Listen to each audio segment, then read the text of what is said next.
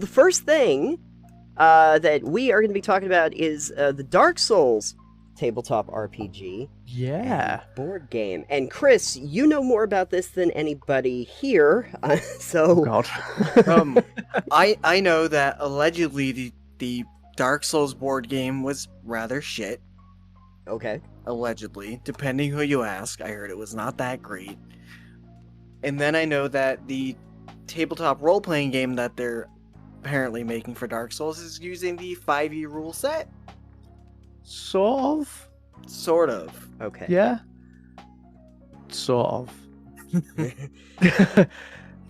There's they said they were using 5e, and then they announced like the changes they're making to 5e, and it doesn't sound like it's 5e anymore. So they're using the D20 system without the 5e rule set in the way of it? Yeah. I think they're using 5th edition D&D for marketing. Oh. Makes sense. I mean, I don't know. Steamforged mostly make 5e games, so I guess they're building on the bones of 5th edition. Who knows? Not us. Not me. If you came here for a well-informed podcast episode, sorry. Why did you do that? Why did you do that? Why do you think they wanted to create a dark... Well, I mean, I guess I kind of answered my own questions. It's a known brand. Of course you want to create anything that you can do to squeeze the Dark Souls out of it. Yeah. Why did they want to make a Dark Souls RPG? Probably money. Probably money. Probably money. That's why anybody makes any RPG. Steamforged has made several other games based on video game IP. As Yeah. well, I believe. Yes. In fact, they made the Dark Souls board game, I think. Yeah, and they same made like company. the Devil May Cry game. Oh, And they the make a Horizon Devil Zero May- Dawn. Cry Yeah. board game? What? Devil May Cry: The Bloody Palace. Yeah. Okay, I'm a fan of Devil May Cry. And the Same. Bloody Palace was in the video games, Mhm. but Yeah. a Devil May Cry board game sounds awful. I haven't played it, but it's based on Bloody Palace game mode from Devil May Cry 5. And like you play, which characters are in it? I think obviously Dante's in it. Dante. Yeah. Oh. I think it's like Nero, Trish, and V are in it, and you just build. It's just a waves of monsters, do combos, kill the monsters game. Doesn't sound fun on a board game though. Like I No. want to see the visceral combat and style of Devil May Yeah. Cry. I have literally never spoken to anybody who played it ever. Probably for good reason. Possibly, yeah. So I couldn't tell you if it's good or not. Yeah. I assume it's not. I could see a possibility of like doing like a card game where you have to like make combos with your cards, maybe, and then you like throw them out Yeah, there and I think monsters. that's kind of what it is. I can Oh, see yeah? it I don't as a game people put on their shelf and never play. It would look Which- good in the background. Yeah, this Yeah. looks good in the background to your Steam player. I mean, I think that's most licensed games, right? Yeah, I Like- remember there's a Star Trek game that Mhm. was I've hundreds got- of dollars. I've got Star Trek Catan.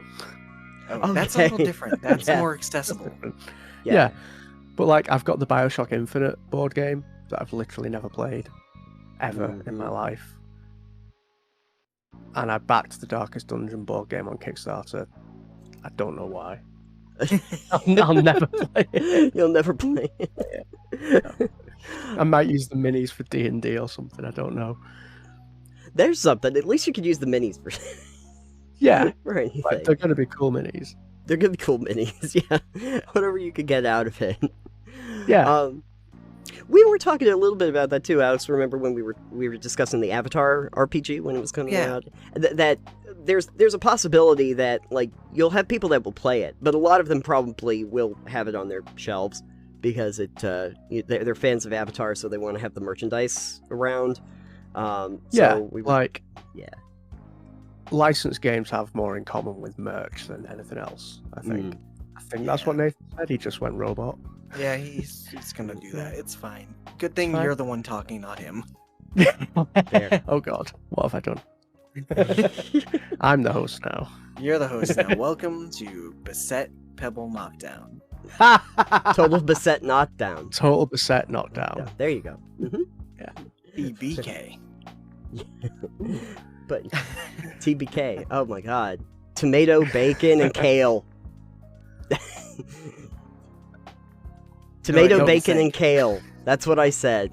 Tomato, bacon, and kale. That sounds awful. Yeah. It's good times. No. Anyways, but Dark Souls as a tabletop RPG, interesting in concept, maybe not with the 5e rule set, unless it's heavily modified. Yeah, and it does look like they're modifying it quite a lot. Like, they've put a thing in, because obviously, like, the fun of Dark Souls is, like, huge bosses. And they're putting a thing in it, they're putting Bloodied in it. Did you guys play 4th edition? No, but I'm familiar with Bloodied, maybe? Yeah, Bloodied was that thing where, like, when enemies hit half hit points, they do cool shit. Oh, yeah. And so they've put that in it for bosses. But they've got rid of hit points and replaced them with, like, health and stamina. So 2 other hit point things. Yeah. But it's like a resource that you can spend to change dice rolls as well, which is cool. Oh, Like, I think that's a cool mechanic. It's not 5e, No. and they've stripped out the 5th edition magic system and put a different magic system in, which fair enough, because Dark Souls magic is nothing like D&D magic. But I don't know how it's going to work. And I assume they're doing, like, when you die, you don't actually die, you come back to life at a bonfire, because otherwise it's not a Dark Souls game. Yes. That raises an interesting question about roleplay. Because at that point, then you have to have an established, like, map, I assume, that you're playing on. Presumably, yeah. Because if you have to respawn at a bonfire, if that's what happens, Yeah. then you're somewhere else. That you have to be somewhere else you've been, not somewhere it needs you've to never exist been. in, like, physical space. Right. So Yeah. you will actually need. I think it'll be a lot harder then for people to maybe make their own worlds on the fly. Yeah, I mean, and to be fair, if you're playing a branded Dark Souls game, Probably do not you making your own want world. to make your own? Yeah, Yeah. like, I don't know if you want to make your own world or if you want to just play in whatever the Dark Souls world is That's fair. called. I mean, I don't know. but you know, people are gonna take the rule set and make their own stuff with it. 100%. Of course they are, yeah. Absolutely. Yeah. I don't know if you can hear me. No, Yeah, we can hear you. Okay, good. That's finally. Finally fast.com. Yeah, I think that the odd thing about a bonfire system is just that, like, when you're doing an RPG campaign, you're going along a path, and if I have to go back to a certain point, that's got to be hard for the GM to, like, kind of to work out, like, how exactly do I. Okay, so we were in the middle of a dungeon. You just went back to the bonfire that was before the dungeon came out. Damn. What happened? How do we get back to the point? Do I respawn all the monsters? I hope if you do that, it respawns all the monsters. Oh yeah. Yeah, I mean, it has to, right? I would hope so. Didn't we yeah. just fight that boss? Yeah, but he's back now. Well, with Dark Souls rules, actually, you wouldn't have to refight the bosses. Oh, okay. Sorry, I haven't played enough Dark Souls. Refight games. everything else, but not the bosses. Not the bosses, and sometimes, like, the I remember I was trying to play the first, like, Dark Souls when it did the remastered, and there's, like, the big boar, the armored boar that comes at you, and not really a That's boss. One of my favorite bits of the first Dark Souls. Yeah, because you get the helmet. And then Yeah, have a I giant played the boar. rest of the game with the fucking boar helmet. Oh yeah, it's great. But I can't remember, but I don't think it came back. I think after I fought it the once, and killed it, it didn't come back. So certain things don't return. maybe because they were like, yeah, this is just gonna hold up the whole process. Yeah, like the Dark Knights don't come back either, right? I don't think so. I don't think so. It's If a I while ever- minute since I played it. Yeah. If I ever got back to try, I think I just didn't bother with the Dark Knights because they kept killing me, and I had the one problem. I think it was right around the time I was realizing this is not for me. Is I get onto some like the parapets, like go around the corners. It's like, okay, I've cleared out this courtyard and the archers are gone and nothing's here, right? Okay, great. And I get down one of these little corridors and there's this knight. And it has the sword, and it's coming at me, and I'm like, okay, I think I can do this. And I'm like parrying and I'm dodging and stuff. And for some reason, another knight just like him comes from behind me. And I'm like, where did you come from? I cleared everything. My favorite moment with the knights was with the boar as well, because you've got like, I came across the bridge and got the tail off the dragon and made the dragon tail sword thing. And then okay. Through like the sewers with all the rats. Ooh. And you come up at the base of the tower that's got a knight on the top of it. And if you come out the bottom of the tower, you've got the big gate and then the boar and all the skeleton dudes with the fire and shit. Yeah. And I'd gone upstairs to fight the knight, realised he was going to kick the shit out of me, came back downstairs, ran over to the boar, and then I got pinned between the boar and the knight who jumped off the roof of the tower to chase me. Great. It was chaos. Yeah. Yeah. It was hell on earth. See, Alex, whenever I tell you that I don't like Dark Souls, this is kind of this is the kind. I mean, we've had that conversation. Chris didn't hear it on the show, but when you go back and re-listen to everything, there was a whole thing that I talked about where it was like, I think I like Souls likes, just not Dark Souls. I got used to a lot of the likes, yeah. Like, it took me years to get into Dark Souls, because it's exactly the kind of game, like, tonally, that I love, and I really love Souls-likes and roguelikes. I just fucking hate the controls of Dark Souls. I hate having to fight the controls constantly.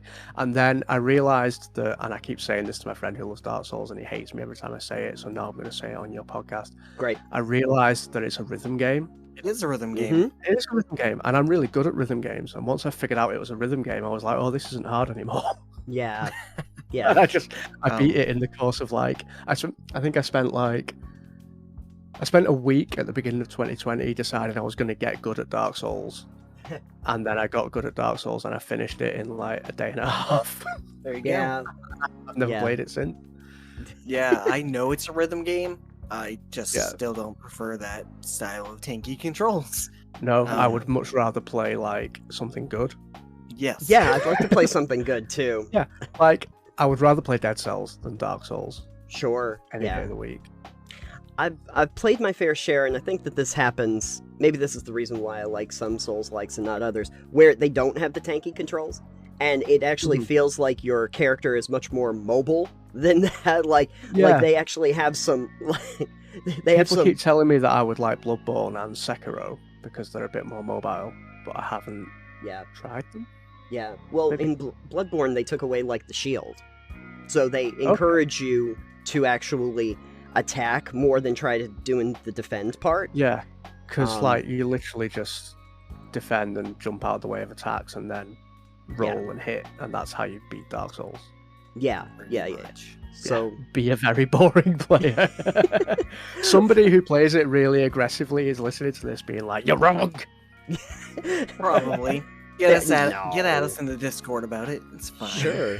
I'm probably wrong. But then I started playing some other ones that were like, oh yeah, I guess when you change it up a little bit, I'm okay. I like Alex played a little bit of the Surge 2 like I did, and I was like, I kind of like the changes that they made with that, and being able to target certain parts and feeling like I can change how my character build is from a heavy or a light tank. And one that I talked about more recently was like Remnant. which has some roguelike elements to it, but it has the guns, so it's a little bit more of a shooter, so I can kind of get my head around that too. Yeah, so don't really hate the Souls-likes part as much as the whole thing that spawned the genre that I can't get behind. I think that's always the way, isn't it? Like, the thing that does it first is rarely the best. Yeah, they can't all be Metroidvanias. No, where Dark Souls is just a Metroidvania rhythm game, and I'll die on that hill. Not a bad statement. Not an inaccurate statement. That's the kind of statement I make on Twitter when I need engagement. There you go. That'll be We're just gonna leave the thumbnail as Chris saying that. Yeah, that's gonna be the. Just see the ratio. Let's see the ratio. Watch the dislikes come in. Yes, please do. Perfect dislike video. It's opposite day today, though. The dislikes get you engagement now. Any engagement is good engagement, unless it's a report and ban. Yeah, it's perfect. Yeah, that's true. The algorithm doesn't care. No, it doesn't.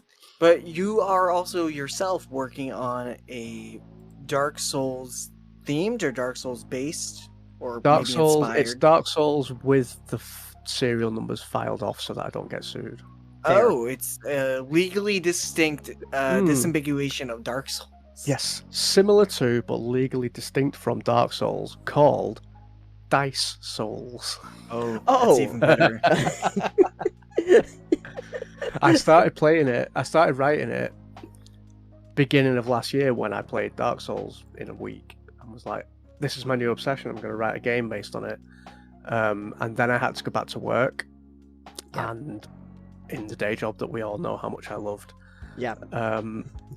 And then I'm a year late releasing it. I still haven't finished it, but it's coming. I'm working on it. We'll get there. Beautiful.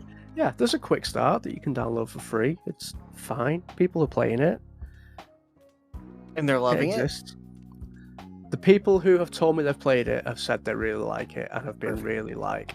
There's a handful of people who really love it, which is great. Like, how often does that happen? That's really cool. How does the what are the mechanics like? Like, do I find that I roll ones and like, oh no, I've died, I have to re-roll them?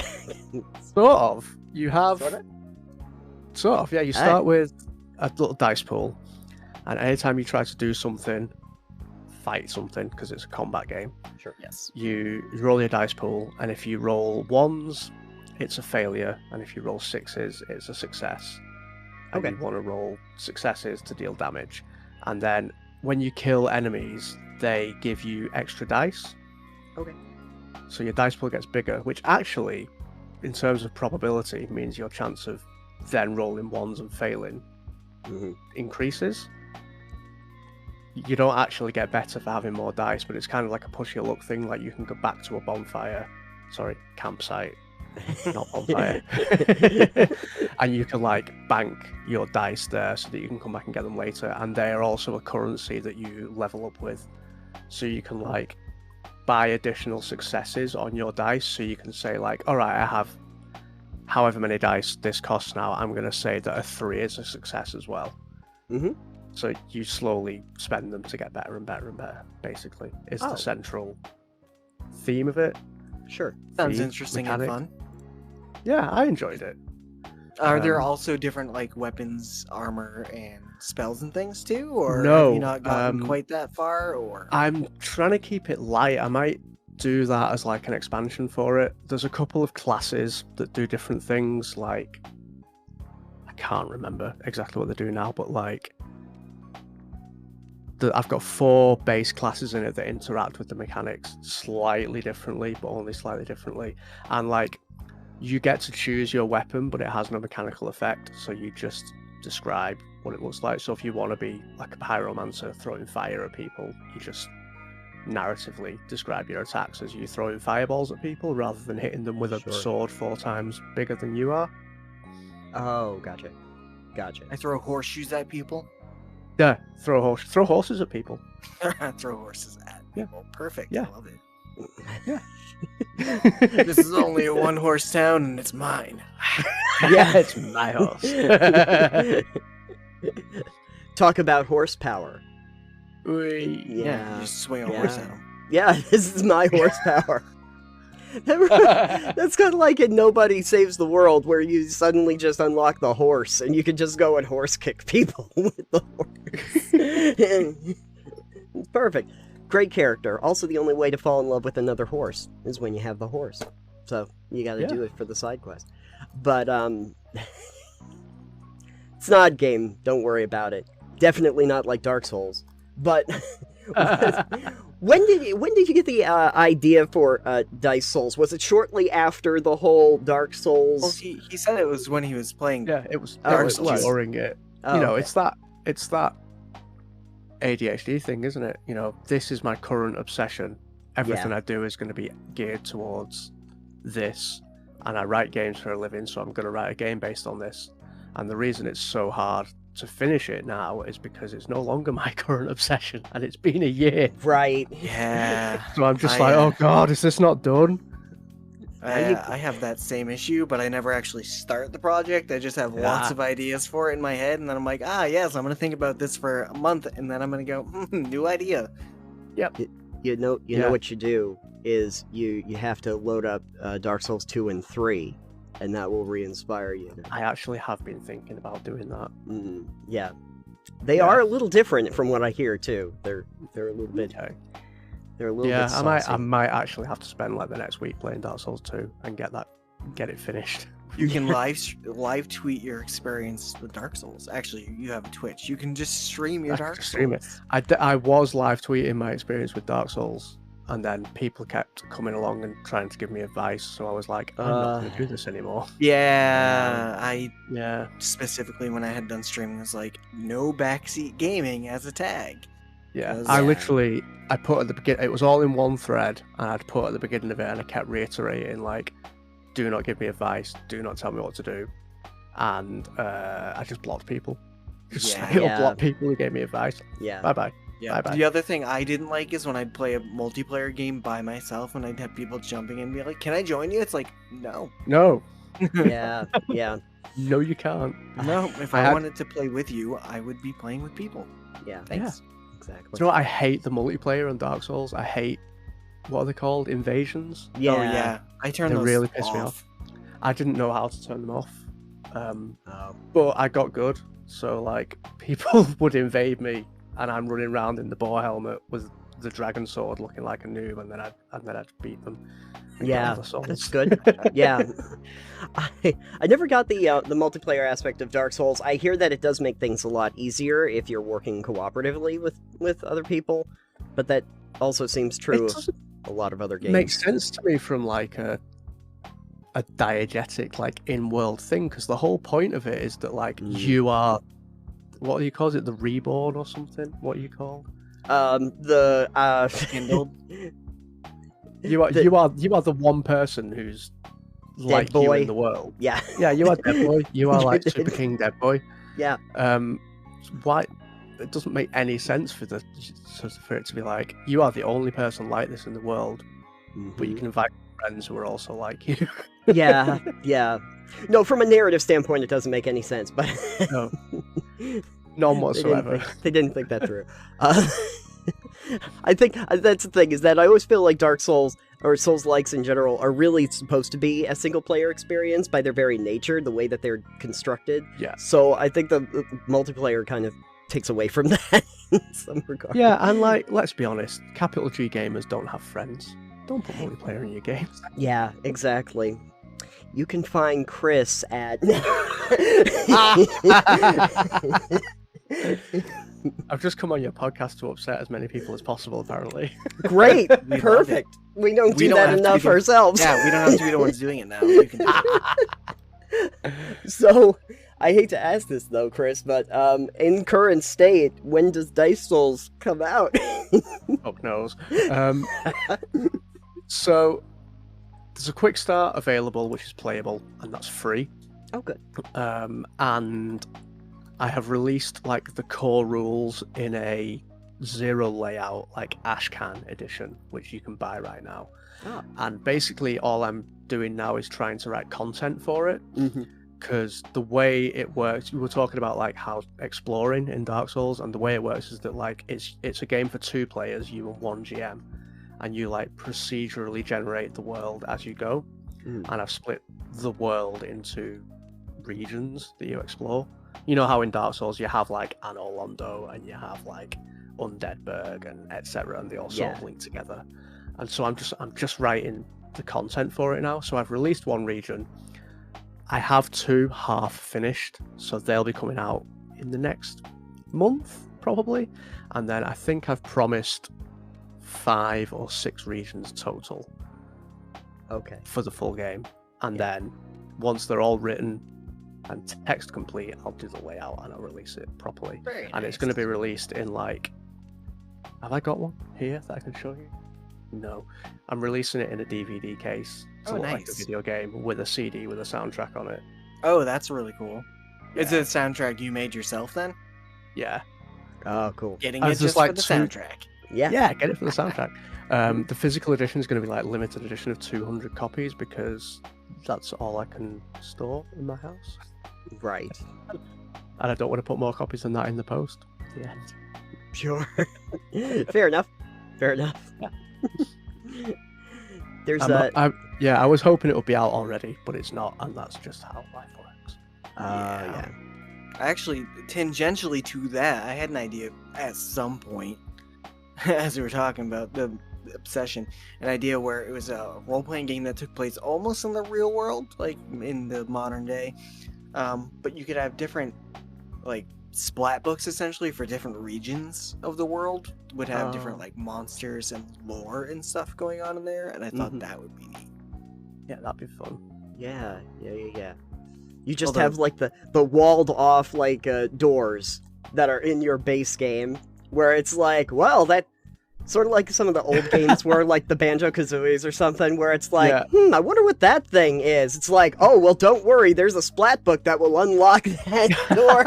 And just need to find... you gotta get the life orb. All the jiggies. Yeah, you get all the jiggies, the jiggy door. In my mind, it was more you'd have the core rule book, and then you'd have the books based on the locations. So if you're like, all right, well, the core rule book is just all the rules to play the game, and then everything else is like depending where you want to base it. So maybe Chris over in England, Europe and whatnot would be like, I want this book because it takes place where I'm familiar with, or maybe we want New England as a region because we're familiar with that, and people could play in their own regions or try out regions they weren't familiar with. And people could play their like hometown region and then get mad about how it's wrong. Yes, perfect. Yeah, like some of my favorite video games are the Forza Horizon games. Oh yeah, I really love them. Love them. And then Forza Horizon 4 was set in the UK, and I was like, I'm really excited to play this in the UK. I love Forza Horizon 1 and 2 and 3. Yeah. And then I played it and I was like, this is wrong. Yeah. What do you mean you haven't mapped the entire UK? Yeah. I liked 4 too, but I kept thinking to myself, at some point I got to talk to somebody from England and ask them, how accurate is this? It was weird because like I was annoyed that it didn't have any like big cities in it, because I feel like street racing in Forza Horizon is really fun, and I wanted to race around London or Birmingham or somewhere. But like 2 of the areas that are in it, one's Edinburgh and one's the Lake District, and I used to live in Edinburgh, and my mum lives in the area of the Lake District that's in the game. Yeah. And it's really weird because they're very, very accurate representations, but like really condensed. Oh, sure. So I'd be driving around Edinburgh and be like, oh, that's this place, that's this place, that's the National Portrait Gallery, and then I'm in the Lake District and I'm like, wait, this is like a 5-hour drive in real life. Maybe not in a Bugatti Veyron, but Yeah. Maybe not if I'm going... that when we're playing Fallout 4. Oh yeah. Yeah. I enjoyed walking around ruined Boston trying to find the Cheers bar in Fallout 4. That was fun. Yeah. I mean, I'm sure Nathan has been to Boston. We've both been to Boston multiple times because it's only a couple hours away. Yeah. So it's like, oh, I've been here in real life. Like, Diamond City. Obviously, I've been to a game at Fenway. Fenway. I would yeah. love to go to a game at Fenway. I don't even really like baseball, but that's something I would love to do. Oh It's yeah. it's an experience, Yeah, I bet especially it if they're playing against the Yankees. Oh, always great. Yeah. And then Sox it's a and the lot Yankees. Yeah. of everyone hating each Oh other. yeah. Everyone likes Yes. each other then. But you know what I kept finding though in 4 is I don't Fallout think I 4 ever or Forza Horizon 4? Fallout 4. Thank you. Just Fallout checking. 4. Yeah, We're sure. talking about both. Okay. Yeah. Yeah, I Just know. to get confusing. Oh man, if I could have the cars in Forza in Fallout 4, that would have been amazing. Someone's got to have modded that. I want the Hot I Wheels hope. cars in Fallout 4. Yeah, that's awesome. Yeah, that's Just give me great. Thomas that I can drive around. We can have like, you can have like a Mario Kart thing and just have the ghouls drive around in the little cars. So much fun. That'd be great. But the thing is, I kept thinking to myself, I'd love to go to the Boston Aquarium when I get into Fallout 4, and I don't think I ever found it. I couldn't find where the location would have been.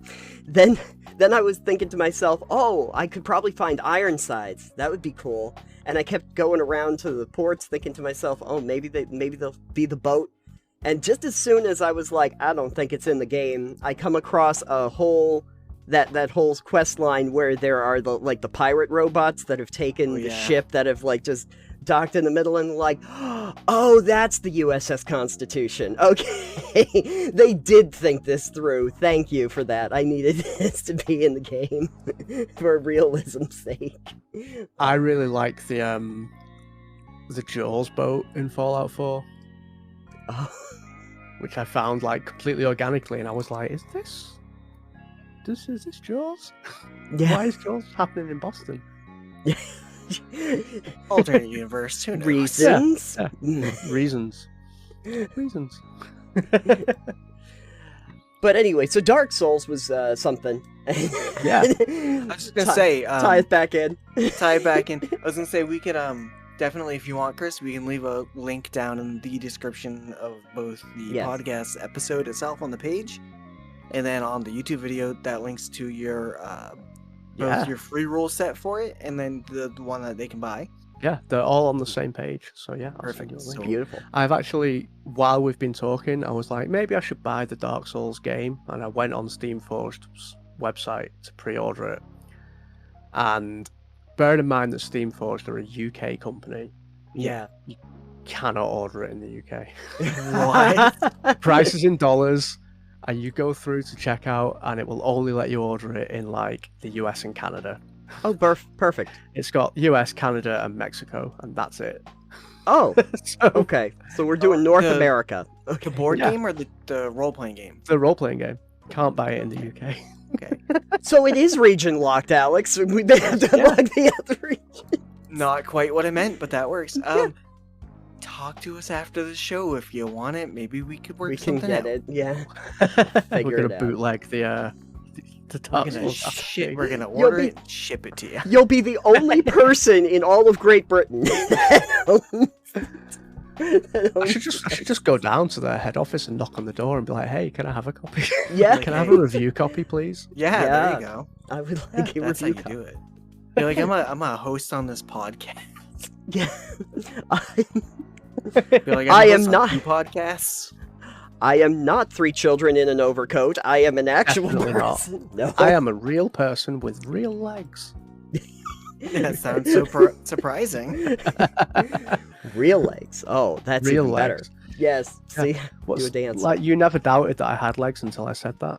Yeah. Well, now I'm curious. You're sitting Exactly. down. I don't know. I am sitting down. Well, a lot of people don't know that most YouTubers actually have chicken legs, and that's the reason why they sit down the entire That's time. how I That's know just Simon fact. Whistler doesn't have chicken legs because he's just wandering around on his brain blaze all Yeah, the time. and he doesn't do like the pecking action when he walks. Yeah. Sorry. All right then. Well, that was a good segment.